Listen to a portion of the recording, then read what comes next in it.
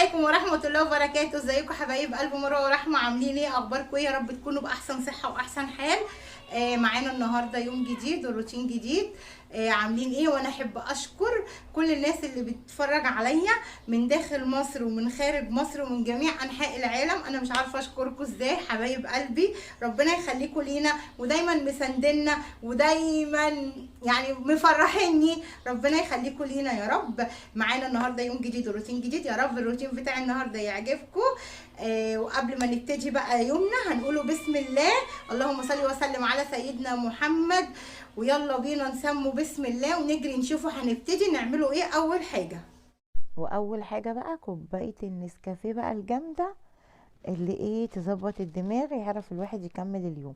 بصوا بقى هنا، بسم الله ما شاء الله، بناتي خلولي الشقه كلها شمعه زي ما انتوا. انا حبيت افرجكم علشان انتوا بتقولوا لي بناتك مش بيساعدوكي ليه يا مروه.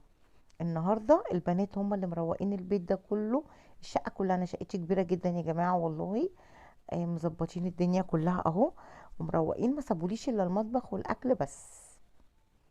ودخلت بقى على المطبخ، طبعا دول 3 فراخ. بسم الله ما شاء الله، الله اكبر، لا حول ولا قوه الا بالله. يتاكلوا يا رب كده بالهنا يا رب. طبعا غسلتهم حلو قوي قوي بالملح والليمون. انا اهم حاجه عندي الليمون والملح في غسيل الفراخ. غسلتهم كويس جدا جدا. الفريك ده بقى يا جماعه كان عندي في التلاجة متفرز، يعني كنت عامله واتبقى معايا ومتفرز. حشيت بقى الفراخ بتاعتي وطبعا رحت مربطاها.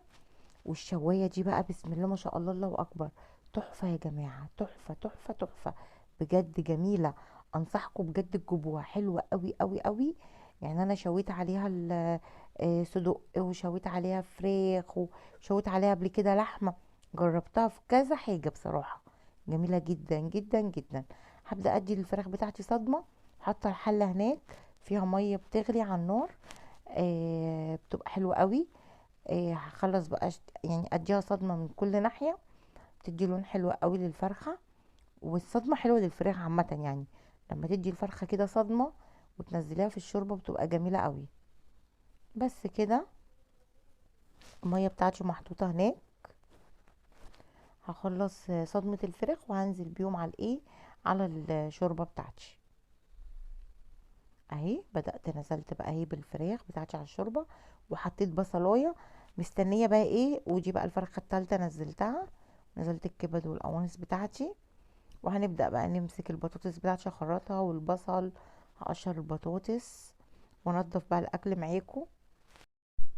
بصيت على الحله طبعا ما لقيتهاش عامله معايا ريم، ان انا ابدا اشيل الريم اللي بيطلع من الفرخه. الصدمه بتاعت الفرخه مع، بصوا، هبدا بقى هنا. اهم حاجه بقى عندي في شوربه الفراخ: قرن فلفل، طماطمايه، ورق روري، حبهان، حبه ملح، حبه فلفل اسود. وتمام كده، بسم الله ما شاء الله، تمام. بدات اقطع البطاطس بتاعتي. وطبعا معايا البطاطس بتاعتي بصل وطماطم وقرن فلفل وحته تومه، وبتبقى زي العسل. بس كان ريحه الشوربه بقى طالعه عليا تجنن كده، تجنن. بدأت بقى الم بقى مطرح التقشير ده كله طبعا. زي انا ما بقول لكم، بعلقه بحدفه الفراخ اللي في وشي. بكمل بقى تقطيع. انا حبيت افتح معاكم، بصوا الفيديو وبسرعه. بس بحب يعني اشارك يعني كل حاجه انا بعملها. بصوا الكياس اللي هناك دي طماطم. بصوا الفلفل، انا بحب احطهم كده في اكياس.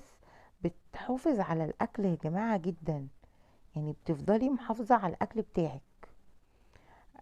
طبعا انا سبت بقى المواعين كلها دلوقتي. همسك المطبخ كله قبل الغدا. هنضفه كله معاكم دلوقتي ان شاء الله. نبدا بقى دلوقتي نجهز لصينيه البطاطس بتاعتنا. انا قلت لكم اهو فلفل.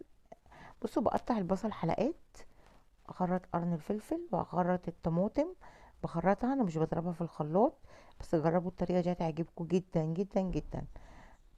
بس كده. وبحط حته تومه وبنزل بشويه ملح وشويه فلفل اسود. وببدأ بقى احط كمان شوربة. يعني بعد ما بخلص خلطة البطاطس، وحطيت مرقتين، 2 مرقة وورق روري. هدعك بقى كل ده كده حلو قوي قوي دعكه حلوه. وبعد كده هبدا انزل بالايه، بالبطاطس بتاعتي. بس جربوا الطريقه دي في البطاطس هتعجبكم جدا، تحفه، احلى من ما تضربي الطماطم في الخلاط، وبتبقى خفيفه. دلوقتي هتشوفوها. نزلت بقى بالشوربه بتاعتي، وهنزل بشويه زيت، وكده خلصت معايا ايه، صينيه البطاطس. اهي سايباها على النار. هنبدا بقى، بس دلوقتي هنقل الحله عشان الحله هناك مش باينه. هنبدا نعمل الايه، بقلب الفرخه دي بقى، اخر فرخه. هبدا هنقل الحلل دلوقتي. نزلت بالشعريه فهي مش باينه اهو. هحمر بقى الشعريه بتاعتي كويس جدا. محضره ده هنا، ده نص كيلو شعريه، ومعايا كيلو رز. طبعا الرز بتاعي منقوع في ملح وخل، بنقعه شويه كده زي 10 دقايق. و وببدا ايه، احمر الشعريه بتاعتي كويس جدا لحد ما اوريكم بقى اللون الذهبي بتاعها. يعني بصوا بقى ده اللون بتاعها. هبدا بقى انزل بالرز، واديله بقى تشويحه حلوه قوي قوي مع الشعريه، وانزل باتنين مرقه اهو. بس هتاكلوا شويه رز مفلفل حي على طعمه، يجنن يجنن. ريحه البطاطس بقى طالعه عليا، مش قادره مش قادره. بس كده نزلت بقى بالملح بتاعي، ونزلت طبعا عيار الرز المصري، كوبايه الرز معاها كوبايه ميه. بس كده، كده بقى انا خلصت الرز وخلصت كل ده، وهنبدا بقى نشطب المواعين، وسلقت الفراخ وركنتها هنا على جنب. هنبدا نمسك المواعين دي كلها كده ايه، نغسلها غسله حلوه قوي، ان انا بقى ايه، المطبخ يبقى رايق، اقدر اكمل باقي الاكل بتاعي. تمام. كان في حد سالني، انا بحب كل مره وانا بغسل المواعين اتكلم معاكم على حاجه.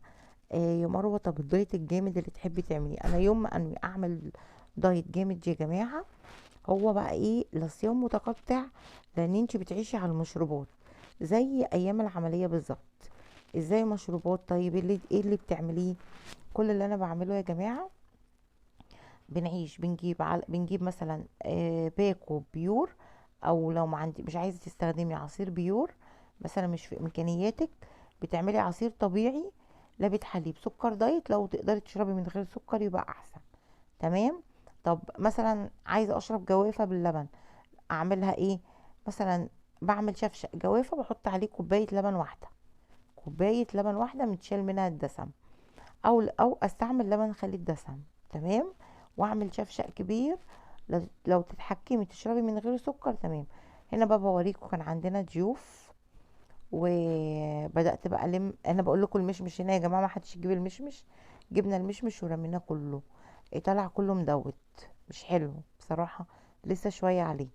بس وهبدا برضك اكمل باقي المطبخ. بصوا كل ده ولسه يعني بحضر في حاجات، وبطلع وبدخل في حاجات بس قلت لازم ايه، قبل الغدا لازم نشطب المطبخ كله. تمام. نكمل بقى موضوعنا عن الدايت. طيب ده بالنسبة للعصير.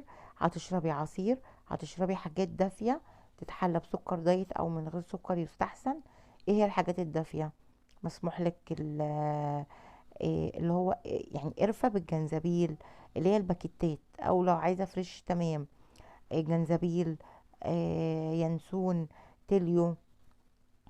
ايه تاني؟ ممكن عناب، كل الحاجات دي كلها، عناب باكيتات، كل الحاجات دي كلها. الشاي مسموح لك، الشاي الاخضر، القهوة الخضراء، كل ده يا جماعة تشربوا منه طول اليوم. طول اليوم. في بقى نظام تاني، تشربي طول النهار مشروبات، وتيجي وجبة الغدا بس تاكلي فيها بروتين، مثلا سمكية، الاكل البروتين بتاعك اللي انت بتاكليه العادي. تمام. هنا بقى هنبدأ بقى نحمر الفراخ بتاعتي اهو. وهرجع يعني لما الاقي نفسي مش بتكلم على الحاجة اللي انا بعملها، هقول لكم بردك على حاجات تانية ايه في الدايت اللي نقدر نمشي عليها.